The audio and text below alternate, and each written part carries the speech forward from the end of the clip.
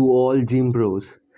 আজকে mainly gym bro, যেটা আমার দুজন জিম ব্রো, মানে নর্মালি আমি মেনলি একাই ব্যায়াম করি, কারণ আমি ভোরবেলার দিকে যাওয়াটা প্রেফার করি, কারণ আমার অফিস থাকে। তো এই আজকে যে দুজন আমার লেগ ব্যায়ামের সাথে যারা জড়িত, আমার এই যে বিধ্বংসী অবস্থা, তার জন্য এই দুটো ছেলে দরকার। আর আমি যখনই আমার এই জিমে বেস্ট পাওয়া বলতে গেলে এই দুজনই। আর আমার এক টাইমে যখন আমি পার্সোনাল ট্রেনিং নিতাম, আমার ট্রেনার তন্ময় সেও ছিল। বাট এরা দুজন স্পেশালি কেন, এরা এই যে আমার যে বিধ্বংসী অবস্থা, এরা নিজে এত ভালো ব্যায়াম করে, প্লাস এদের কাছ থেকে অনেক কিছু শিখেছি। আমি হয়তো 1.5 বছর ধরে ব্যায়াম করছি, বাট এরা অনেক আগে থেকে ব্যায়াম করছে। এরা মানে আমি বলছি হবে না ভাই, ছেড়ে দে, আজকের মতো ছাড়, কালকেরটা আবার দেখছি।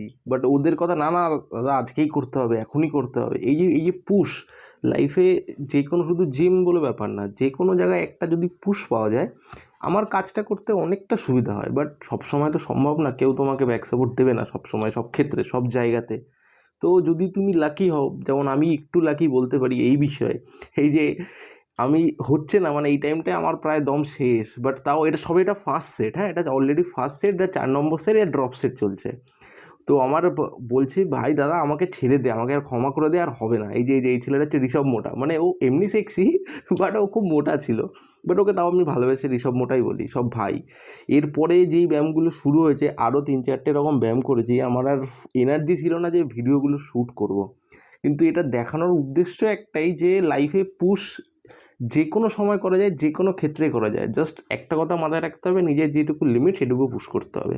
ভালো থাকো, ব্যায়াম করো। If you relate, do follow and share and comment as well. Thanks for watching. Be good for tomorrow.